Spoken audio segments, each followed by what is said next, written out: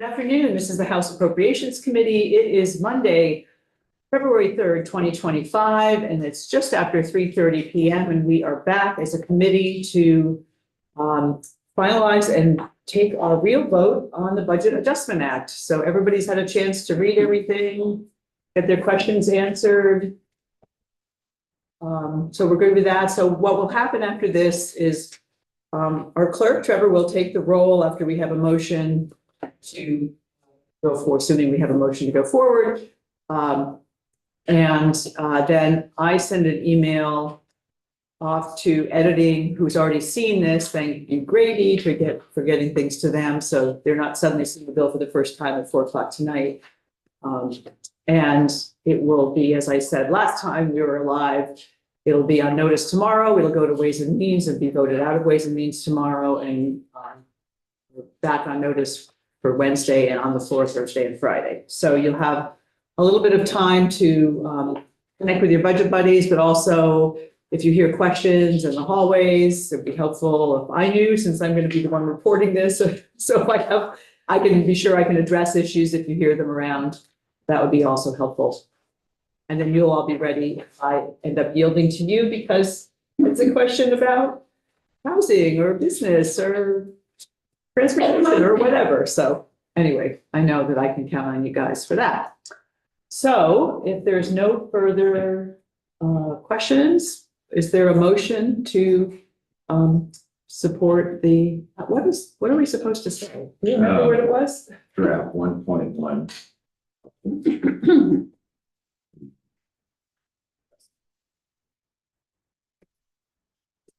Yeah. I didn't make that.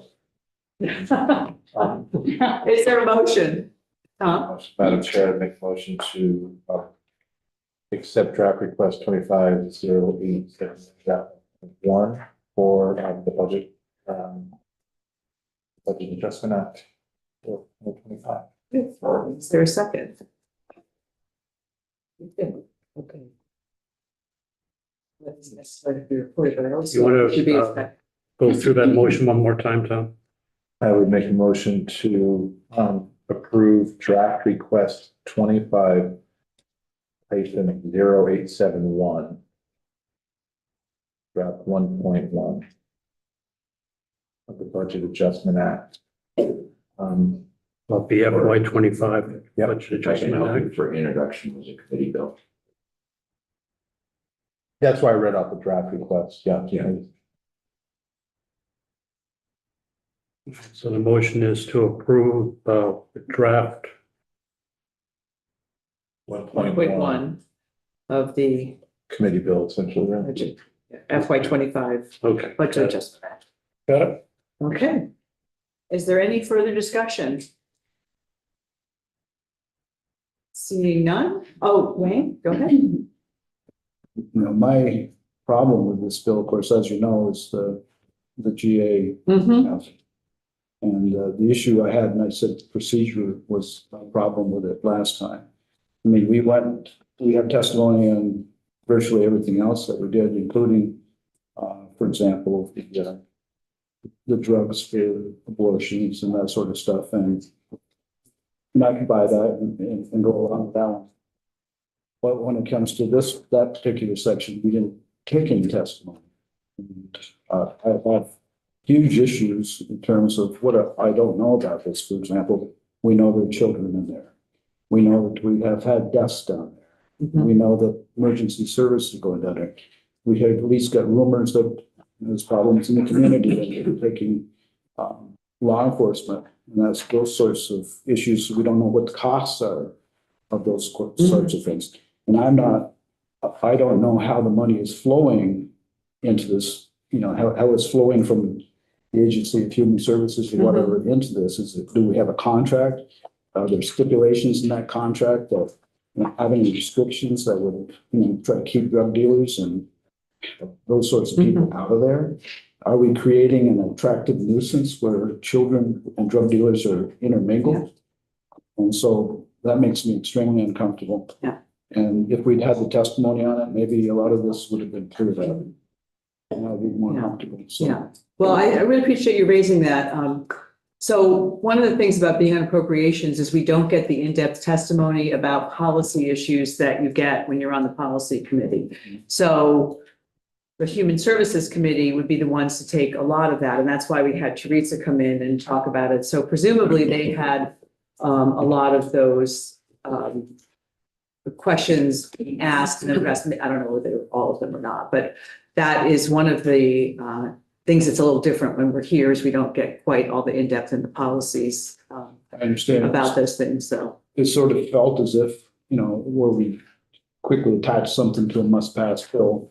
I've seen that happen in the Yeah. past and it hasn't always worked out well Yeah. in the end. So I have concerns it's gonna. Sure, right. And the policy piece, we did have Katie McGlynn to come and talk about the language. The part that isn't in here is all the language that was in the big bill for last year. It was just changing it. So the language in last year's big bill would have had a number of the things that you said. Now, maybe not everything, but it did have a number of things in terms of the contracts and the requirements and the eligibility and the costs and all of that was in last year's bill. This is, remember I said on Friday, for all of you who are new here, you're starting in the middle because you didn't have anything to do with last year's budget. And so that's what makes this additionally hard. Next year, when we do budget adjustment, you'll be able to say, oh yeah, that's what we did in the big bill and now we're doing this. But you're coming in with the now we're doing this without without having that. And Madam Chair, as per the last meeting we had, when people suggested that you're doing a fine job as chair, I would second that motion. I do believe you're doing a good job. Thank you very much. Appreciate it. It helps to have a committee like this. Okay, Lynn. Yeah, speaking of things that we voted on in the bill last year. I was a little concerned that we took out section 78, which was the cash capitalization fund. We did vote on that last year. We did have it in there. We did put money aside for it. I think it makes sense to do that. I know when I was on institutions in 2015 and 2016, the treasurer had been telling that committee for quite some time, and certainly when I was there, that Right. we needed to reduce the amount of money we borrowed. I think we had a downgrade because of demographics, and we just needed to go and find a way to go and spend less, use less borrowed money, reduce our debt. And most business people, they would use the cash capitalization. They would find a way to put money aside so they would have to keep their debt load down. Exactly. In light of the fact that we have had a couple of major downgrades, well, I've been here in the past 16 years. We had the Great Recession of 2009 and 10, and we had to do all kinds of exotic things to rescue our unemployment insurance. And considering that we had the COVID situation, again, we got all kinds of ARPA money, and we're still trying to sort of wean ourselves off of that. But I thought that that was a good recommendation from the administration, and I'm sorry to see that it's taken. So we're not getting rid of the cash fund. We are just simply not doing the changes that they were recommending in the budget adjustment. There was language. So Yes.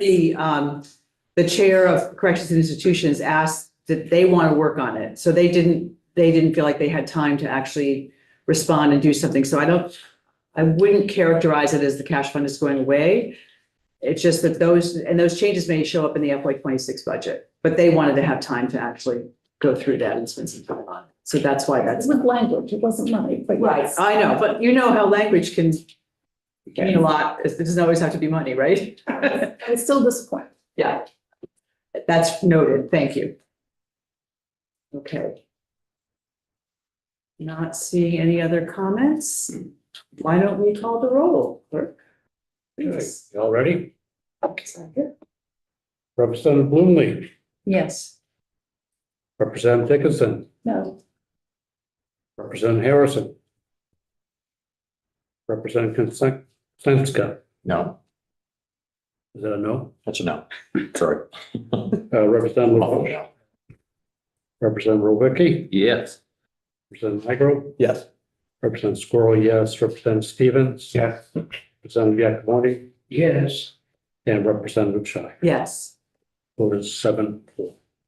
Thank you all very much for your work. I note that the four Republicans are alphabetical together. That was a. Maybe we It's should quit, interesting. we should quit when we get behind.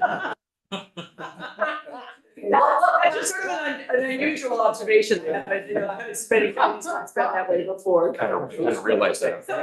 Yeah, that's how you were picked. Camera. It's all based on your last name. All right, well, as I said, this will be on the floor. We're gonna have caucuses. Representative Harrison will be talking about it in the Republican caucus. I'll be talking in the Democratic caucus, and we've asked Tip to go to the Progressive caucus. So people will be hearing more about it.